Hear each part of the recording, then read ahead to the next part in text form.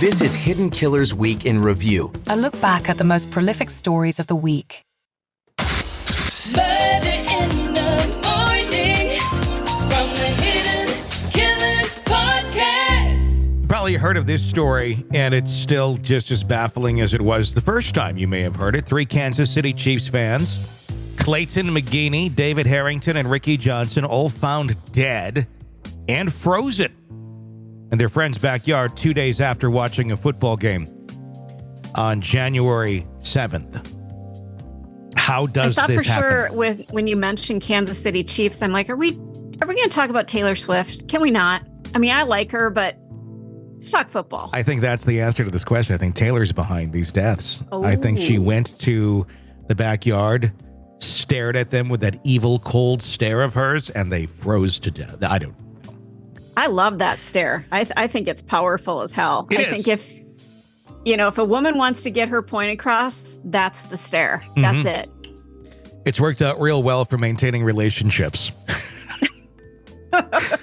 It's really worked out well, hasn't it, for her? Yeah. The puzzling deaths of the 3 Kansas City Chiefs fans is still very much out there. We're still waiting on toxology reports. On January 9th, their lifeless bodies were discovered frozen in the backyard of their friend Jordan Willis's home 2 days after they'd gathered to watch the football game. The grim discovery was made after McGeeney's fiancée became concerned when he failed to return home that Sunday, and attempts to reach Willis, the homeowner, went unanswered. When police arrived at the scene, Willis was reportedly found with a wine glass in hand, seemingly unaware of the tragedy unfolding in his backyard. His claim of being asleep with noise-canceling headphones for 2 days. What? That's raised eyebrows. That's one hell of a hangover if you're there for noise-canceling. 2 days. Despite the bizarre circumstances, authorities, as of now, have ruled out foul play. Kind of weird, 3 people dead in your backyard and you don't know about it, and you're saying there's no foul play. I think that may be a little quick to come to that conclusion. Willis apparently is not considered a suspect. However, the deaths remain shrouded in mystery. Dr. Caleb Alexander, an epidemiologist from Johns Hopkins University, weighed in on the case recently, suggesting the deaths could be linked to, and this is exactly what I said when I first thought about it, a combination of opioid-like drugs and alcohol. He emphasized that the involvement of the 3 individuals intensifies the curiosity and tragedy surrounding the incident, indicating that more than just moderate alcohol consumption may have played a role. Dr. Alexander explained that various prescription drugs, when combined with alcohol, can lead to a heightened level of sedation, potentially resulting in the victims succumbing to the freezing weather. Common drugs such as Xanax, Ativan, Valium, and some others cited as potential culprits. Illicit opioids like fentanyl also remain a possibility. Dr. Alexander considering it very plausible of a scenario. He noted that the recent tragedy of musician Jose Velquez and his wife succumbing to fentanyl overdoses also kind of raises a little tension there. That's what I said right away. I said fentanyl.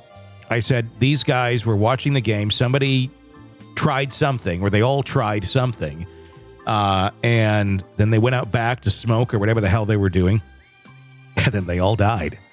Meaning allegedly they were leaving, and the homeowner said that he walked him to the door or something, and they left, and he turned around and came back in and laid down and crashed on the couch, is what he said, and they died in the backyard. The whole scenario just sounds How did weird. they get to the backyard then? What was that all about?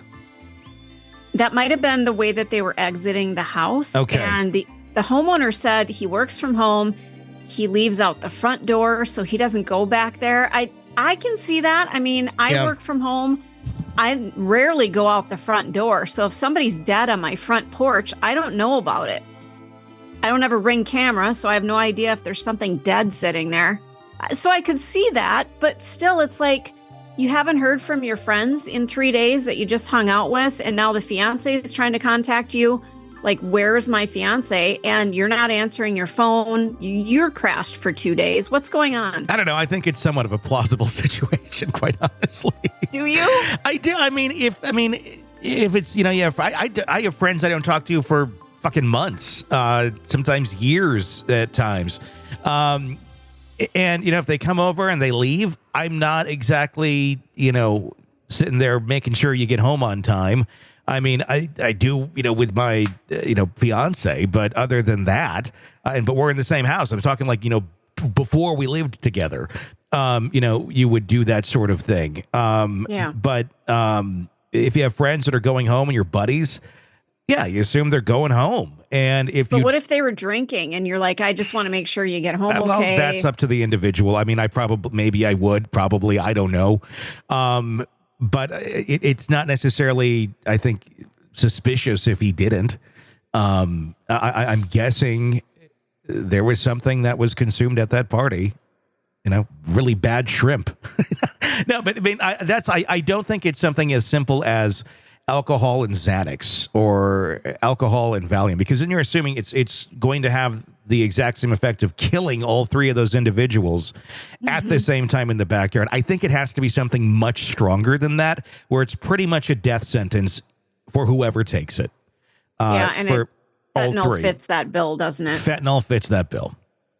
That's what I'm thinking. They had something laced with fentanyl. They took fentanyl. I don't know what they took, but it's something along those lines is my guess, unless this is the weirdest coincidence of three people having a heart attack simultaneously. That would be nuts. But there's something. There's something here that would make sense, especially if, they're not murdered. There's not like shot. They're not strangled. They're just there. Yeah. They passed out and they're dead. But then it also makes you wonder, though, too, because the temperatures in this area in the 30s, January 7th and 8th, I want to say it was even colder than the 30s at that moment in time. I'm not that far from Kansas City, and that week was freaking cold into like single digits, wind chills in the negative. So even if maybe you pass out from whatever they took, if they passed out outside, that the elements would also have killed you. If you're toxically in some sort of a stupor or a sleep or a coma or whatever it may have you, you're passed out, the elements would end up being the one that kills you, not necessarily the fentanyl or whatever they had in their system. So they could have slept it off had they stayed in the house. Maybe they just would have passed out and wake up in the morning, but the cold could have absolutely taken them. I don't know. It's a very, very bizarre story. The Kansas City Police Department still awaiting the results of the autopsies and toxicology reports.